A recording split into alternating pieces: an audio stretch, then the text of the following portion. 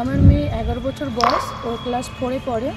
ও দিদিরকে 3 দিন ধরে ওই চেষ্টা করছিল দিদির ছবি আঁকানো, তো নিজের হাতে দিদির ছবি আঁকিয়ে দিদিকে দিল। 3 দিন ধরে আঁকলাম, আর চারকোল পেন্সিল, চার্ট পেপারের মধ্যে পেন্সিল আর ইরেজার দিয়ে আমি করে দিয়েছিলাম। তো কেমন লাগলো ওনার সঙ্গে দেখা করে? কি বললো উনি তাকে যখন দিলে? আশীর্বাদ দিল, বললো ভালো হয়েছে, খুবই সুন্দর হয়েছে, আর খুবই ভালো লাগলো দেখা করে। আমার তো খুবই আনন্দ, একটা আমাদের চিফ মিনিস্টারের সাথে আমার মেয়ে দেখা করতে পারলো, ওনার আশীর্বাদ নিতে পারলো। আমার কাছে এর থেকে গর্বের কিচ্ছু নেই।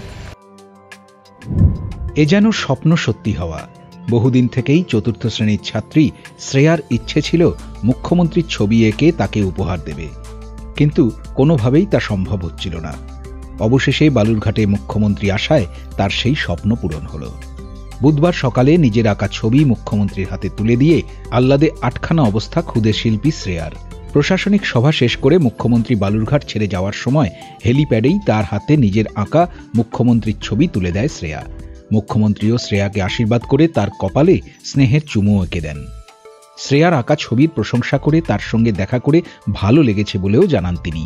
তারপরই হেলিকপ্টারে উঠে পড়েন মুখ্যমন্ত্রী। 11 বছরের শ্রেয়া বালুরঘাটের সেন্ট পিটার স্কুলের ছাত্রী। সে জানায়, চারকোল ও পেন্সিল দিয়ে সে মুখ্যমন্ত্রীর ছবি এঁকেছে।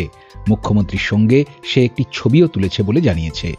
মুখ্যমন্ত্রীও শ্রেয়াকে চকলেট, টেডি বিয়ার ও একটি স্কুলের ব্যাগ উপহার দেন। শ্রেয়ার মা দীপিকা রায় জানান, মুখ্যমন্ত্রী মেয়েকে আশীর্বাদ করে গিয়েছেন, এটাই তার কাছে এক বড় পাওনা। বালুরঘাট থেকে পঙ্কজ মহন্তর রিপোর্ট, উত্তরবঙ্গ সংবাদ।